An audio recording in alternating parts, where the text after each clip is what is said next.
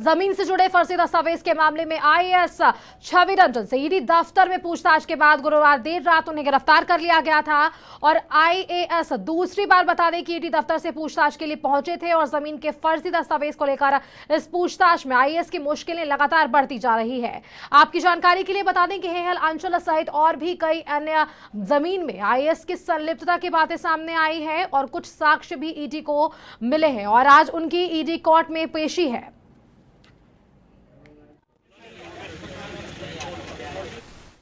और इसी खबर पर और भी जानकारी के लिए हमारे साथ रांची से संवाददाता राहुल बने हुए हैं। राहुल, पूर्व डीसी छवि रंजन की लगातार मुश्किलें बढ़ गई। हमने देखा 2 बार उन्हें ईडी का समन, दूसरी बार उनकी पेशी और गिरफ्तारी और कई ऐसे सवाल ईडी के जिनका जवाब पूर्व डीसी ने सही तौर पर नहीं दिया और आज नतीजा है कि वो गिरफ्तार हो चुके हैं। ईडी कोर्ट में उनकी पेशी हो रही है। जी राहुल।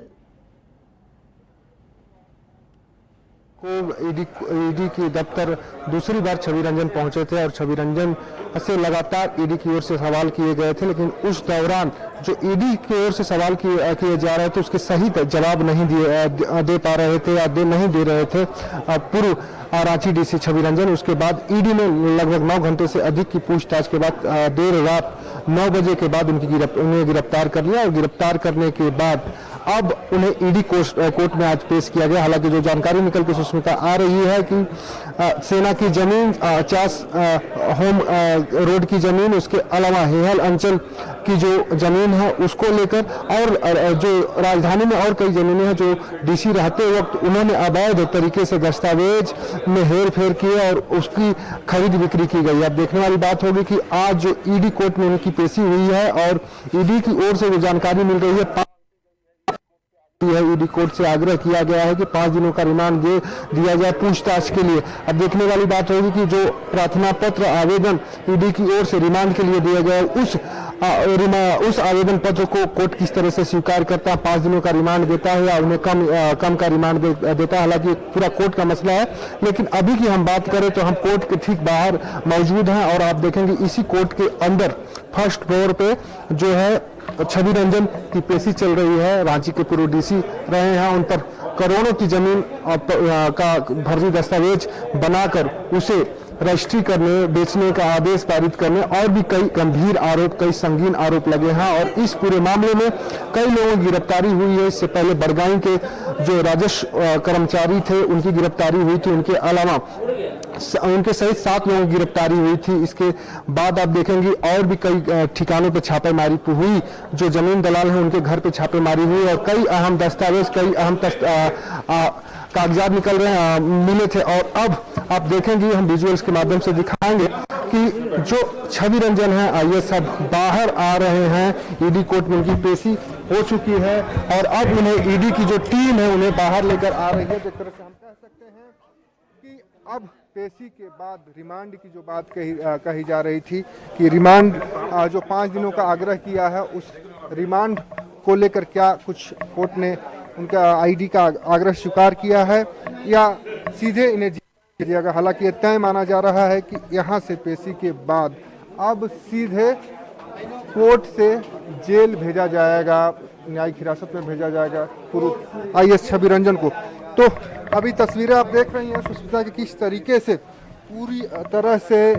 सुरक्षा व्यवस्था के साथ किसी को अंदर कोर्ट के रूम के तरफ नहीं जाने दिया जा रहा है और पूरी सुरक्षा की चाक चौबंद व्यवस्थाएं की गई हैं और इस समय अभी भी कोर्ट में ही है छवि रंजन। और अब देखने वाली बात यह हुई कि जो ईडी ने आग्रह किया उससे स्वीकार करने के बाद किस तरीके से पूछताछ होती है और पूछताछ के बाद क्या कुछ निकल के और भी सामने आने वाला है, क्योंकि जिस तरीके से ईडी 6 मई 2022 से झारखंड में कार्रवाई कर रही है, कार्रवाई मनरेगा घोटाले से शुरू हुई थी, अवैध खनन और अवैध तरीके से जमीन खरीद बिक्री तक पहुंच चुकी है और अब दूसरे जो आईएएस हैं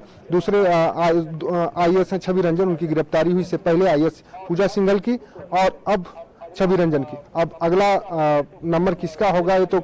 सोचने वाली और समझने वाली बात होगी, लेकिन अभी जो पूछताछ होने वाली है रिमांड पे लेकर उसमें कई खुलासे होने की उम्मीद जताई जा रही है। जी राहुल, हमने देखा है इस पूरे मामले में 7 लोगों को पहले भी गिरफ्तार कर लिया गया है और भी कई लोगों पर इनकी संलिप्तता सामने आ रही है। और कल जिस तरीके से प्रमुखता से हमने खबरें दिखाई और साफ तौर पर यह कहा गया हेहल की जो जमीन है, ये पूरा मामला उससे जुड़ा हुआ बताया जा रहा है। और एक बड़ी खबर इस पर सामने आई कि हेहल की जमीन, जिस जमीन का म्यूटेशन किया गया, जिस जमीन की घेराबंदी की गई, उस जमीन के कागजात ही रजिस्ट्री ऑफिस से गायब पाए गए, जिसके आज कह सकते हैं जिसके कारण हमें देखने को मिला कि पूर्व डीसी छवि रंजन आज ईडी की गिरफ्त में है, उनके सवालों के घेरे में है। और राहुल, जिस तरीके से आपने बताया कि 6 मई के बाद से रांची में कह सकते हैं एक तरीके से ईडी का आगमन हुआ और उसके बाद से लगातार कई आईएएस और कई डीसी जी जो है इस पूरे इस प्रकरण के अंदर घुसते चले गए हैं और भी कई बड़े राजनेताओं के नाम क्या लगता है खुलकर सामने आ सकते हैं?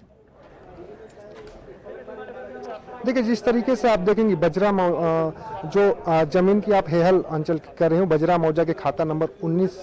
की जमीन है, उस जमीन को लेकर काफ़ी विवाद थे, उसका मामला कोर्ट में चल रहा था। और उसी दौरान जो है छवि रंजन डीसी थे और डीसी रहते हुए उन्होंने कई ऑर्डर पास किए थे। ऑर्डर पास होने के बाद उस जमीन पे घेराबंदी हुई थी और उस समय भी हम लोगों ने काफ़ी प्रमुखता से उस जमीन की खबरें दिखाई थी। और अब जो निकल सामने आ रहा है कि छवि रंजन उसमें पूरी तरीके से संलिप्त थे और संलिप्तता इतनी थी कि उसमें राजनेताओं का इन्वॉल्वमेंट था, कई बिजनेसमैनों का इन्वॉल्वमेंट था, कई डॉक्टरों का उस जमीन में इन्वॉल्वमेंट था। अब देखने वाली बात होगी कि छवि रंजन की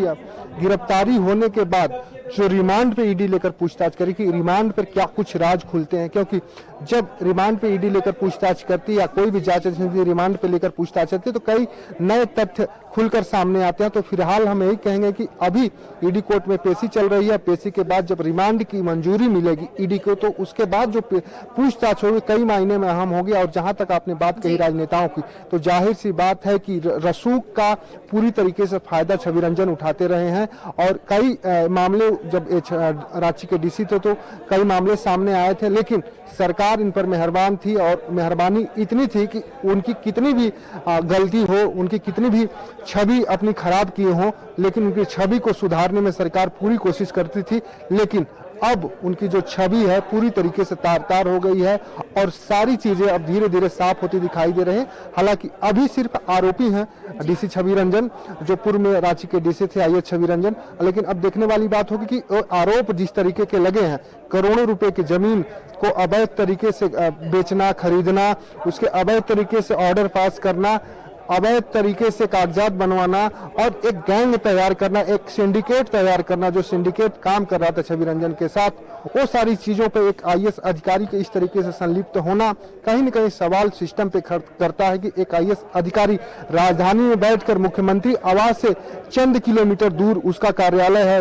मुख्यालय है, और वहां से वो बैठ कर इस तरीके के घिनौने कार्य कर रहा है, इस तरह तरीके से जमीन के खरीद बिक्री के ऑर्डर पास कर रहा है, गरीबों की जमीन को जबरन कब्जा कराने का ऑर्डर पास कर रहा है और सभी लोग मुकदर्शक बने थे। तो कहीं न कहीं इसमें राजनेताओं की सहमति रही होगी और हम कह सकते हैं कि रिमांड पे ईडी लेकर पूछताछ करेगी, वो पूछताछ के दौरान जरूर ये सारी चीजें साफ होगी और राजनेताओं को भी, जो लोग इसमें शामिल होंगे, उनके भी नाम सामने आएंगे। हालांकि जिस तरीके से बड़गांव के राजस्व कर्मचारी भानु प्रताप और अन्य लोग जो जिस तरीके से प्रदीप बागीची की बात कर लें या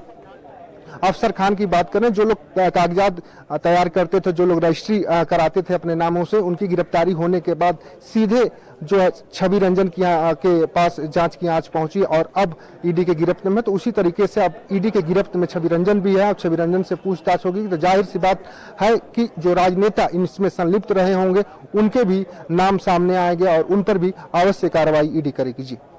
चलिए राहुल, तमाम जानकारी के लिए आपका बहुत बहुत धन्यवाद हमारे साथ जुड़ने के लिए। तो ये थे हमारे साथ रांची से संवाददाता राहुल, जिन्होंने आप तक सटीक जानकारी पहुंचाई है। तो कहा जा सकता है कि पूर्व डीसी यानी कि छवि रंजन की मुश्किलें जो हैं वो लगातार बढ़ती जा रही है। कल 10 घंटे की लंबी पूछताछ के बाद ईडी ने उन्हें गिरफ्तार कर लिया और आज उनकी ईडी कोर्ट में पेशी होने वाली है। कहा जा रहा है कि 5 दिनों की ईडी जो है वो रिमांड मांग सकती है और अगर यह रिमांड दी जाती है तो कई ऐसे राजनेता हैं जो इनके गिरफ्त में आने की सूचना भी निकलकर सामने आ रही है। आपकी जानकारी के लिए बता दें कि यह पूरा मामला सेना की जमीन से जुड़ा हुआ है, सेना की जमीन के घोटाले से जुड़ा हुआ है। फर्जी डीड के मामले में ईडी लगातार यह कार्रवाई कर रही है और जिसमें अब तक की अगर बात करें तो 7 आरोपियों को गिरफ्तार कर लिया जा चुका है। 2 दर्जन से भी अधिक जगहों पर ईडी ने छापेमारी कर चुकी है।